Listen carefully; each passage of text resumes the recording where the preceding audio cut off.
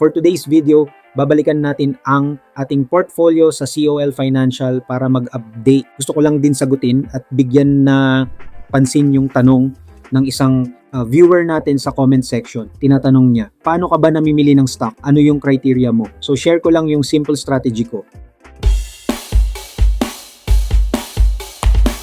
Hello guys! Welcome back to this channel, Gaijin World. Actually, simple lang naman ang approach ko, hindi masyadong technical.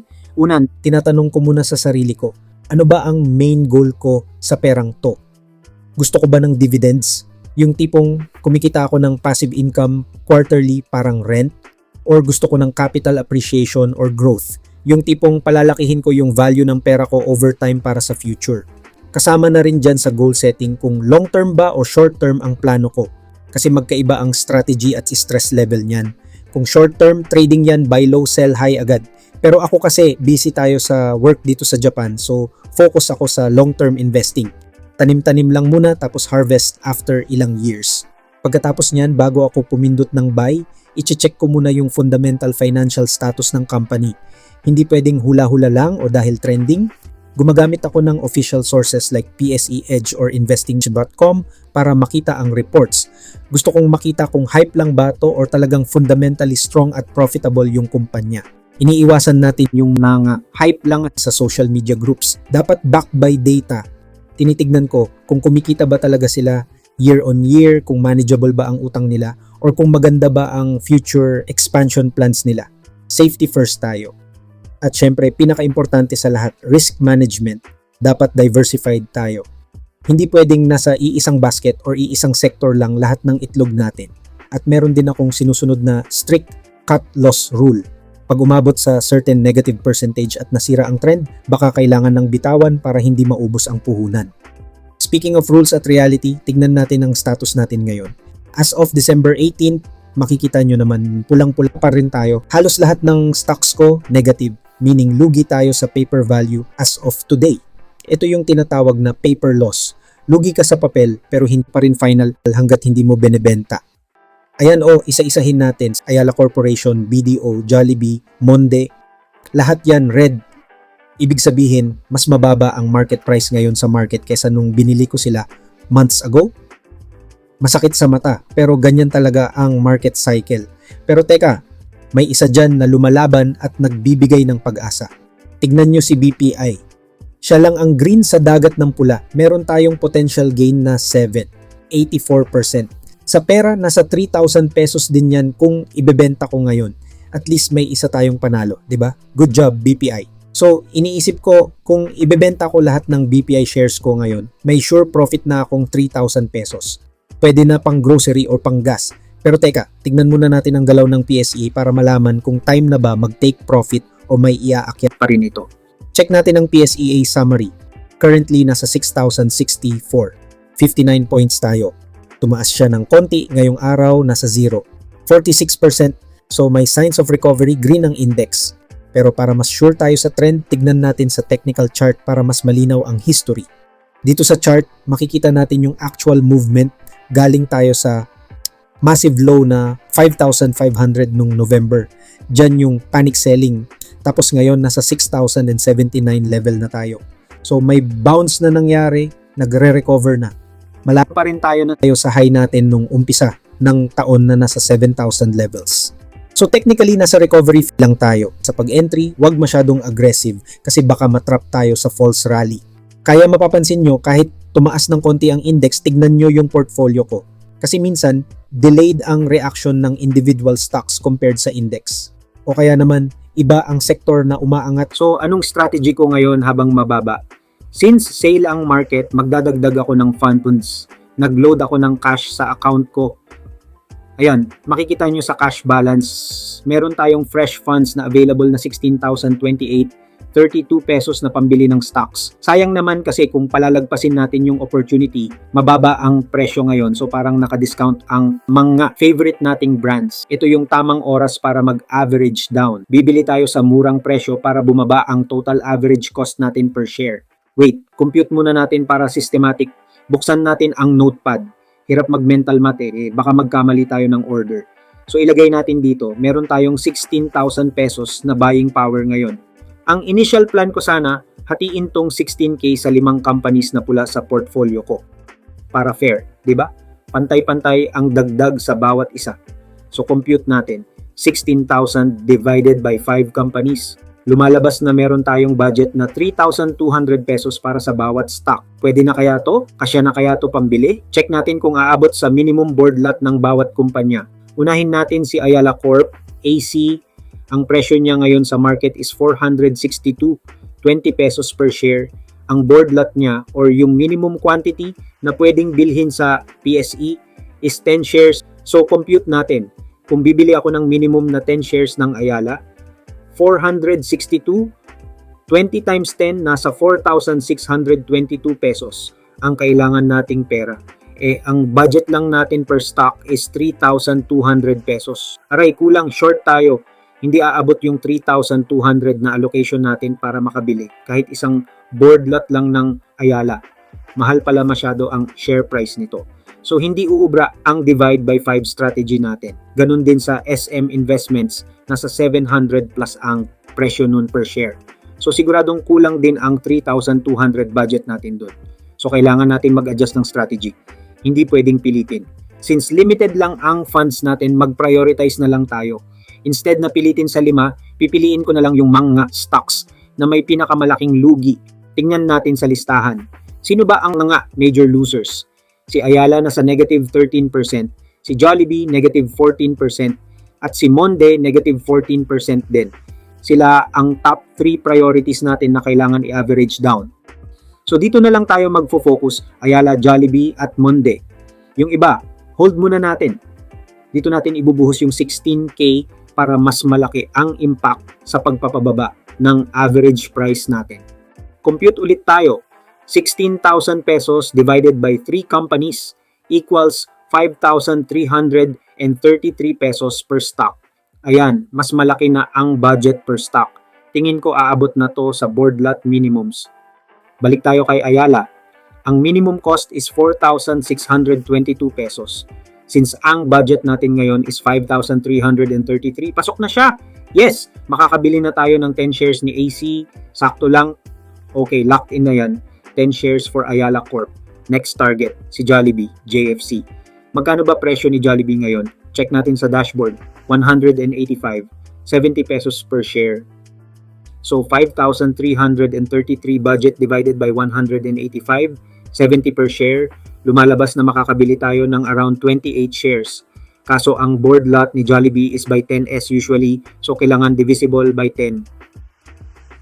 So hindi pwedeng 28, gagawin na lang nating 30 shares. Sobra ng konti sa allocated budget, pero okay lang, huhugot na lang tayo sa sukli nung kay Ayala. So 30 shares for Jollibee. Last but not least, si Monde Nissin, ang presyo niya napakamura kumpara sa iba, 93 pesos lang. So sa 5,333 na budget, madami-dami tayong mabibili ditong shares. Compute natin, roughly makakabili tayo ng 900 shares.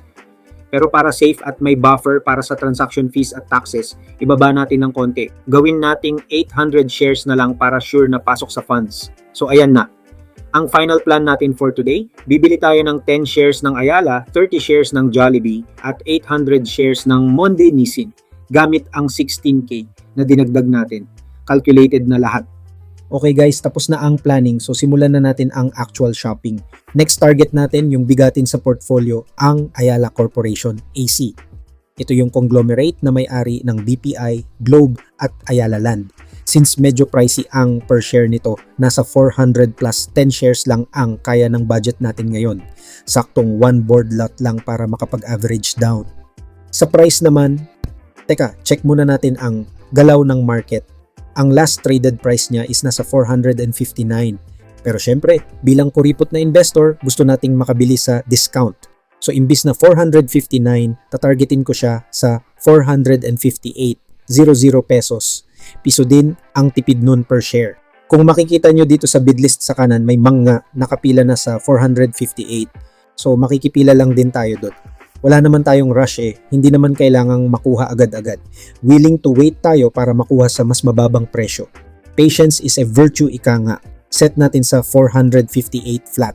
Again, GTC ang gamit ko.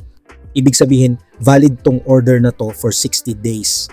So kahit hindi ma-match o walang magbenta sa akin ngayong araw, bukas o sa susunod na linggo, nakaabang pa rin siya sa system. Set and forget, kumbaga. Preview order natin. Ayan. Kitang-kita nyo yung breakdown. Ang total cost para sa Ayala shares na to is nasa 4,500 plus. Kasama na yung charges at VAT. So, pasok na pasok to sa budget na in-allocate natin kanina sa notepad. Walang labis, walang kulang. Para ma-finalize ang transaction, kailangan syempre ng trading password. Security feature to ni COL para sure na ikaw talaga ang nagte-trade at hindi kung sino lang. Type ko lang saglit, place buy order na para pumasok sa market. Click and send. Ayan, nasa system na ng PSE ang order natin para sa Ayala. Pending na siya. Antayin na lang natin kung may kakagat na seller sa presyong gusto natin. Sana may magbenta. Check natin agad sa View, Modify Order tab. Dito natin makikita kung anong status ng order natin. Kung posted ba, open, matched na. Real time. Ito nag-a-update kaya dito mo babantayan kung nakabili ka na ba o hindi pa rin. Unahin natin ang paborito ng lahat, si Jollibee, JFC. Make sure na nakaset to sa buy. Sa main board tayo bibili. At syempre, mahalaga na naka GTC or good till canceled ang term natin. Para kahit hindi tayo makabili ngayon, valid pa rin siya bukas. Target natin is 30 shares. Ang price na ilalagay ko is 185.00 pesos. Kung mapapansin nyo, mababa ng konti ito sa current market price. Strategy ito para makatipid, yung tinatawag na low balling ng konti. Preview order natin din. Check maigi ang details. Ayan, 30 shares at 185 pesos each. Mukhang tama naman lahat. Ayun sila, si AC at si JFC parehas open pa rin ang status. Ibig sabihin nakapost na sa market, nakadisplay na sa board, pero wala pang nagbebenta sa presyong gusto ko. Nakapila pa rin tayo. Ganun talaga pag barat mode tayo. Balik tayo sa portfolio summary saglit. Tignan nyo yung buying power ko, nabawasan na. Kasi nakalock na yung funds para dun sa dalawang orders. Committed na sila kumbaga. Hindi mo na pwedeng galawin unless i-cancel mo yung order. So, ang natitira na lang na buying power sa atin ay around 5,000 plus pesos. Ito na yung gagamitin natin para sa last pick natin for today, ang Monde Nissin Monde. Ito yung Lucky Me Noodles natin. Balik sa trading desk. Input naman natin si Monde. Same process lang, walang pagbabago. Buy, main board, at huwag kalimutan ang GTC, stock code, Monde, shares 800, boom. Medyo madami-dami to pakinggan kasi mura lang ang per share niya wala pang 10 piso. Quantity wise, ito ang pinaka marami nating mabibili today, pangparami ng portfolio. Sa presyo naman, naglalaro siya sa 5.98 hanggang 6 pesos. Medyo mababa na siya pero gusto ko sanang makuha ng mas mura pa rin. Subukan nating i-bid sa 5.95, baka sakaling bumaba pa rin ng konti. Ilagay natin 5.95. Konting bawas lang naman sa current price, no? Parang 3 cents lang, pero pag 800 shares ang binibili mo, malaking tipid din. Yun sa total cost pag na-hit, every centavo counts pag nag-i-invest tayo. Preview, password ulit, and place order. Ayan, sent na ang order natin para sa Monde Nissin. Kumpleto na ang ating shopping list for today. 3 stocks, 3 orders, all set. Check natin ulit sa listahan for final verification. Ayan, 3 na sila. Si Monde, JFC, at Ayala. Lahat sila naka-open status. Ibig sabihin, good to go na. Nasa market na ang pera natin. Nag-aabang na lang ng match. Tignan nyo yung validity date, February 15, 2026. So may mahigit 60 days tayo para mahuli ang presyong gusto natin. No pressure, chill lang tayo. Hindi kailangang bantayan araw-araw, which is perfect sa mga busy sa trabaho tulad ko. Sa ngayon, unmatched pa rin lahat. Ibig sabihin wala pang nabibili kahit isa. Pero okay lang yan, maaga pa rin naman o kaya baka bukas pa rin gumalaw ang market pababa sa target natin. Ang mahalaga, nakapwesto na tayo. Balik tayo sa portfolio summary. So makikita nyo, yung actual balance ko, nandun pa rin yung 16K, pero yung buying power ko halos zero na or barya na lang. Ito yung distinction na dapat nyong maintindihan sa platform. Yung 16K, nandyan pa rin yan sa account hanggat hindi pa rin nabibili yung stocks. Pero hindi ko na siya pwedeng gamitin pambili ng iba kasi naka-reserve na siya, buying power. Parang nakatago na sa envelope para sa specific na gastusin. Once na ma-execute yung orders at makabili tayo, saka lang magbabago yung average price natin dito sa table. Sa ngayon, same pa rin yung red numbers natin kasi di pa rin tayo nakakapag-average down officially. Order pa rin lang, wala pang execution. Recall lang natin ang strategy. Pinili natin yung mga stocks na may pinakamalaking lugi. Ayala, Jollibee, Monde.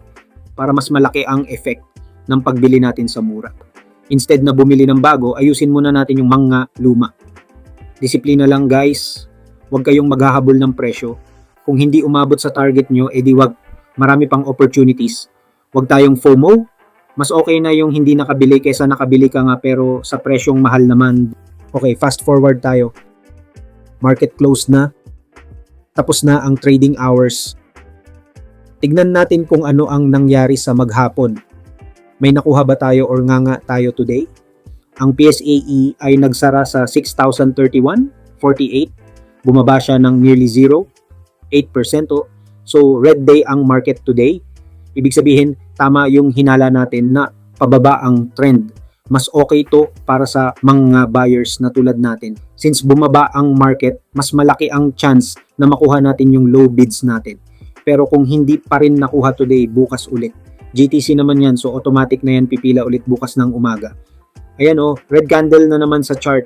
Ibig sabihin mas maraming nagbenta kaysa bumili. Medyo bearish pa rin at ang sentiment ng mga investors. Pero sabi nga ni Warren Buffett, be greedy when others are fearful. Halos lahat ng sectors, financials, holding firms, property, puro pula. Buong market talaga ang matamlay. Pero para sa atin na nag-accumulate, good news to. Sale is real. Mas mura natin makukuha ang quality stocks. So ayun lang muna guys ang update natin for today. Nakapag-place na tayo ng orders, waiting game na lang. Sana nakatulong to para makita nyo kung paano ang actual process ng pagbili at diskarte ko sa pagpresyo. So punta natin yung portfolio and according dito may isa siguro na hindi pa na-execute. So punta natin yung sa trade view order. So yung ACI hindi pa na-execute. So kanina nag-order ako or nag-place ako ng order for AC, Jollibee and Monde. So currently yung AC hindi pa siya na-execute kasi yung price na sinet ko dito is 458. Pero currently nagsara ang market price ng AC sa halagang 460 pesos. Kaya hindi pa talaga siya na-execute. Pero yung Jollibee and Monde, ayan. So nagdagdag tayo ng konting shares dyan. So balik tayo sa trading history. Ayan, trading history, completed trades. Ayan, makikita natin dito completed trades. Ayan, na-execute si Monde. Nadagdagan tayo ng 900 shares sa halagang 5.95 per share. And Jollibee naman, nadagdagan tayo ng 30 shares sa halagang 185 per share. Yun. So yun yung ating hahantayin ngayon, which is itong AC. At hindi pa siya na-execute siguro, hopefully tomorrow. Tingnan natin kung ganun pa rin ang trend. Pabagsak na naman ang PSCI. So tingnan natin dito, nagsara ang PSCI ngayon ng 6,031.48. So ito siya, red candle siya. Itong last month, itong buong month na to, gradually umaangat yung PSCI. Pero kung titingnan natin yung 6 months niyan, well, so far, parang nakabalik naman na siya sa 6,000 level. Although ito nga, namula na naman siya ngayon. So, abangan natin kung ano yung magiging trend niya bukas. Ayan. So, I hope nagustuhan niyo itong video na to. Like, share, and subscribe. Kung hindi ka pa nakasubscribe, mag-subscribe ka na at hit mo yung notification bell para laging updated sa aming mga susunod pang i-upload ng mga videos at sa iba pang mga topics namin related sa pamumuhay dito sa Japan. Puntahan nyo aming YouTube homepage, i-click nyo yung playlist dahil marami kaming playlist dito na makakatulong sa inyong pamumuhay dito sa Japan. Thank you so much again for watching. This is Alan and I will see you on our next video. Huwag nyo kalimutan i-check yung mga videos na lalabas ngayon dito sa screen. Bye!